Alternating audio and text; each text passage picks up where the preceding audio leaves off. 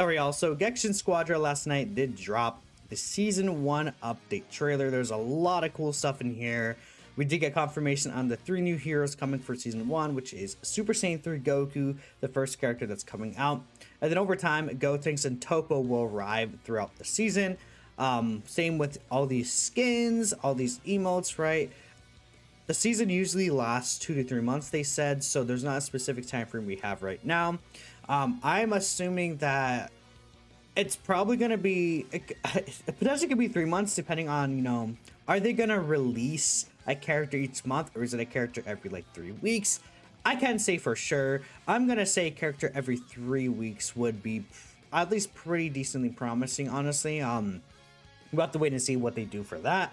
But yeah, hopefully there is like, you know, consistent battle, like balance changes as well. There's a bunch of different things to kind of spice up the game, make things different, keep us coming back. But there's one big issue that a lot of people noticed that we do have to talk about today, and that's the main point of today's video, of course. So there's a little message at the very bottom of the heroes kind of announcement, and has a lot of people upset, which, you know, I think depending on how you read it, it looks really bad. And even then, it's not necessarily the greatest thing of all time for a lot of players. So, just to read it out plainly, newly introduced characters will only be available within the shop during the season it made the appearance in. They will be introduced into the Star Collection rewards from the following season gradually. Then additionally, the Star Collection tiers of certain heroes will be lowered every single season. I say single, but like it says every season. So, I think there's two things that people are upset about. Firstly, of course, the new characters being exclusive to the shop on the first kind of appearance that they're on. From what we're seeing here, they will not actually be in the Star Collection tiers at all. And, you know, when characters drop, keep in mind, like that first character drop, that is 2 to 3 months. Now, if you're like the third character drop, it's not going to be the worst thing in the world because they will be available the next season. But at the same time, I don't know, it's like for the following season gradually. So like, is it going to be like, if you get, like, it's probably going to be spaced out at a certain time frame. So like, okay, maybe when the first character of season 2 drops, Super Saiyan 3 Goku's added to the Star Collection rewards. Then the next character drops in like 3 weeks. The Gotenks, if he's next, would come out in the rewards. Like, you guys get the point, right? So with that in mind, people have an issue with, you know, not being able to potentially play the character when they come out, which I think is very fair. There's an easy workaround around that, and we'll talk about it. But in my opinion, the biggest potential issue here is the fact that you could read the first line two ways. I think you could read it as, oh, the character will be available within the shop and only the shop during the season, and then after they'll be retroactively added to the Star Collection reward. I think that would be fine. Like, okay, you could save up for certain heroes that you want to, you could buy them eventually, right? You can make easy decisions with your gems. But the way myself and a lot of other players read it is that newly introduced characters will only be available within the shop during that season. And then they don't say the characters stay in the shop. They say they'll only be available within the shop during the season. So again, I think you could read it both ways as, okay, you could only obtain them from the shop, and then later on you could obtain them from the shop and the star grade, or it's just going to switch over. Now, based on what we've seen right now, characters are available in both the star grade and the shop. So I think it would make sense for them to be available in both sides. But I think, you know, depending on, again, we don't know for sure because it's not 100% clarified here. It could be a potential weird wording. So I just want to put that out there because, again, a lot of people are talking about it, and that's how I read it initially too. But I think it's fair to say it could go either way. And, you know, when I initially react to this, I'm like, not a fan of how this sounds, at least with the wording, especially if they continue to drop 3 characters this season. Because if it is a thing where they're only in the shop during that specific season and after they're not in the shop anymore, like, you can't save up for your favorite characters that you get, and they're dropping 3 characters a season. And, you know, depending on what the cost is, like some of them might be 150, some of them will be 250. I would say, like, let's say Super Saiyan 3 Goku. I very easily see Super Saiyan 3 Goku being a 250 Dragon Gem character. Then Gotenks and Topo will be 300 in total. That's 550. We don't know how many Dragon Gems are going to be given for free during a season because we don't know anything about the Battle Pass or what other rewards we might get. What we do know currently, though, is that we get 10 a week from weekly missions. And what we did know from the actual the Battle Pass is that you can, at least in the network test, I believe you got 250 Dragon Gems, but you could basically use that first like 250 Dragon Gems to buy the next season pass because it costs 250 Dragon Gems, which is essentially the same cost as getting a hero, like a legendary one, like I say legendary, but like a higher ranked one, like 18.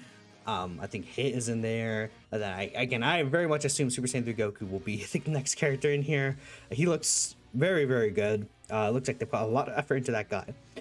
And okay, that's 550 Dragon Gems. I am gonna say I don't expect them to give 550 Dragon Gems per season for free. Now, the game is gonna have to find a way to make money. I think that's very fair. They don't have to necessarily allow you to get even all 3 characters in a season. I think, you know, not everyone is gonna be interested in all 3 characters in a season. Not like there won't be any particular kind of reasons why, but still. And second thing that we can know is that even though the characters will only be available in the shop, there is the possibility that the character will be on trial for the period of time that they're initially out. So like, let's say Super Saiyan 3 Goku is out for 3 weeks. Maybe for those 3 weeks that Super Saiyan 3 Goku is first out, you're able to use them for free as a trial character. Then after, let's say Gotenks comes out next, they have Gotenks available as a trial character and Super Saiyan 3 Goku is no longer there. And it's like, hey, if you like Super Saiyan 3 Goku and you want to get him, you can actually purchase him in the shop. Or Gotenks, you can actually choose to purchase them in the shop. I think that could be a decent idea if they do give you the huge, like, I think each season should give you at least enough Dragon Gems to purchase 1 character per season. Bare minimum is what this game should do. That's my opinion on it. If they don't give you enough to purchase a character per season, I think that is quite unfortunate. I would not like that either. And again, you know, we have Nasdarachi here. You're a Gotchigan player who likes to spend 100 on gambling summons. With this, you could just raw buy 3 characters for $10. Why is this so bad? Well, again, it's better than a gacha, but my issue is if they remove it, right? It's not necessarily the cost, because the cost itself, like, is not going to be the biggest deal if they do give us enough gems. And, you know, even monetary-wise, it is pretty cheap. I just, like, don't like the idea of them potentially removing it, and I hope that is not the case, right? Yeah, that's pretty bad luck. Just no way to win, because either they are so crazy strong, people are known you have to pay for them, or they're just okay and not worth paying cash for. I see a lot of people thinking that the heroes should be free. I think that's a very fair kind of sentiment as well, because like I said, there are there's multiple ways that they can get cosmetics in here. In fact, I will literally bring this up right now. I wonder if the Gekishin audio is open. 1 second here. Okay, so I just wanted to show you guys real quick here, but again, let's take a look at Goku. There's multiple other ways to essentially monetize the game. There's finisher attack effects. There is team finisher attack effects. There's max Gekishin burst effect. There's start emote, victory emote, MVP emote. I mean, they could even give new Dragon Ball acquired emotes. Like, there's skins. Like, there's a lot of customization kind of options in here for every single character. And, you know, they do cost 350 gems per multi. So, again, I'm not going to jump to conclusions, but realistically, there are, like, we don't know how many Dragon Gems they're going to give out. They're not going to give out some infinite amount of Dragon Gems. And I think that, you know, having all the characters be something that you have to buy, and, you know, or otherwise, like, let's say Let's go all the way up here again. We know that they're going to be added to the Star Collection. Like, is it going to be added to the very end here? Or is it going to be added in the middle? Like, I feel like there's so much we don't know about this that we can't, like, accurately give a good, like, complete thought on it. Because, like, okay, let's say I'm at 31 here. They add Goku here. That's awesome. Let's say you're at 33, though. And then they add Goku to the 18 cell and hit kind of tier. Oh, look how far we have to go. Look how far we actually have to push up. When's the next time that they're available, man? Like, look how far up. It's 109 is the next one. For star levels between those two. Like, imagine Goku's here. And then you have to, like, hit this mark to get him. Like, is that not insane? Like, I feel like that's such a huge like amount of time you have to spend to actually get him. Let me actually just close Steam real quick. Anyways, let's keep reading here. So, if they keep up to how little gems we get, then you have to buy new characters to play with them within their own season, which sucks. Money is really shit, actually, like, pretty shit. Yep, we can get them with the Gekishin pass. Makes no sense to limit them to paid crystals during the whole season. Make it a week or two, not 2 to 3 months. Guess I might have to dip back to Smite. 10 gems a week, we need 250 for a character. And again, it's like, we need to, like, I think with this in mind, we do need to kind of, like, the point of me making this video is not necessarily to, like, trash on, like, the devs or anything like that. I think that if you look at it in a worst case scenario perspective, imagine getting 10 gems per week and that they're only available within that season. That's really bad, but again, we don't know what the battle pass looks like. We don't know what they're going to add for season 1 missions. We don't know if they're going to be available for trial when they first release, etc, etc.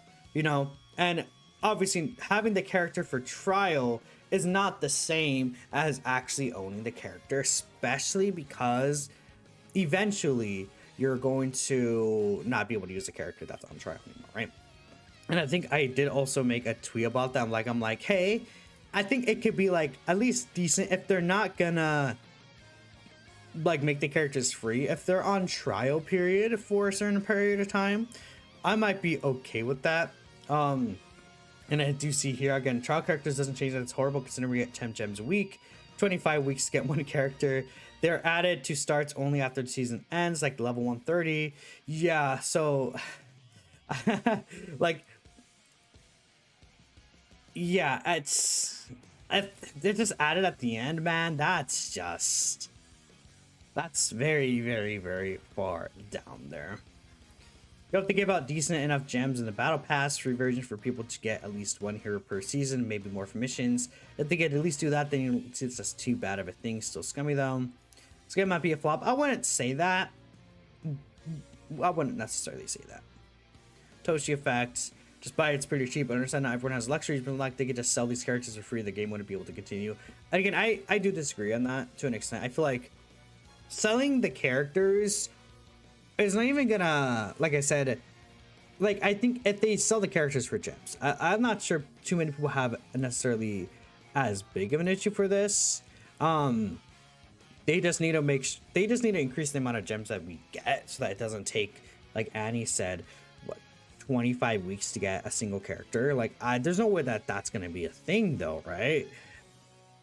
But it's not like I'm part of the dev team. It's not like I'm like, oh yeah, I know this is gonna happen. I can't say confidently. So I think the word people have is justified, which is, this was a nice and sweet, like, little kind of episode about what, 8 minutes. I feel like we needed way more clarity on some of these things. Like, okay, an 8-minute little kind of season 1 thing is nice, but I think we should have learned what the battle pass did. We should have learned how the Stargrade system is going to look like. We should have known, oh, will these characters be in the shop after the season leaves? We should know, I kind of assume they will. We should know this, like, I think more details overall, and that's, like, this lack of clarity is what is causing people to be very scared. Essentially, right? It says below though we added the stellar pass. Yes, we do know that. Yes, but that's not like necessarily like I think the point, because it could take so long to reach certain points in the pass already.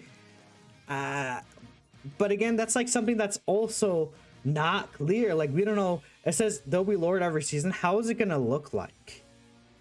They'll be introduced to Star Collection rewards from the following season. Where in the Star Collection reward? Like, you guys get the point, right?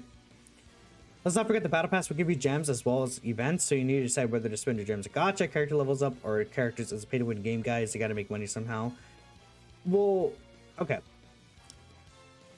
Cause there's like, again, I just think people are forgetting like the RNG when it comes to the cosmetics. Like, the characters aren't gonna be where they make most of the money anyways. Like, 250 gems is not even a lot. Where they're gonna make most of their money by far are their cosmetics. Like, obviously making money from the characters will help them as well, but they have like 16 billion different cosmetics available. I don't know. That's just me, you know, because you're not guaranteed to get cosmetics. I've already seen people spend quite a few gems on trying to get cosmetics alone. So this is the multiverses pulled it and he hated it. I think a game like this should allow you to just kind of use the characters with how the cosmetics work, right? But that's me. Hopefully game balance will always be good, or else that could become nasty really fast. Yeah, I think game balance, the devs are doing a pretty good overall job with game balance. So I need to see what the other characters do, but you know, like Super Saiyan 3 Goku, I haven't really seen too much. It sounds like he's pretty nasty, but still. Anyways, for me, I'm gonna be a little more of an indifferent, because I want to see, you know, if they give us enough Dragon Gems within a season to buy 1 or 2 characters, it's not going to be the worst case in the world. It's like, oh, if you want the character, you could use them. And then, or you could buy them. And maybe if they are available for trial period, you could try them out and be like, oh, okay, I like this character a lot, actually. I want to actually buy them with my Dragon Gems. I think that'd be fair, but yeah. Then right here, we'll kind of end things off on a more positive light here, because I assume the replies are a little more positive. This is when the reveal initially dropped here, but let's see. So yeah, Topo is the choice of all time. Let's make it Jiren. Jiren would make people more excited, but I think eventually we're gonna get to like characters like, you know, God Topo that people not necessarily are excited about compared to like Super Saiyan 3 Goku or even Gotenks. So Topo for the first season sucks, and we're Super Saiyan 3 Gotenks. Well, yeah. Again, Topo is odd, but Super Saiyan 3 Goku's the absolute hype choice, and Gotenks being support is great to get more people interested in playing that role. I do love technical characters, and the thing about technical characters is that they don't necessarily have to be support characters. I think that's something to kind of note. Technical characters are more like, I think people think of them as support, but to me, they're more like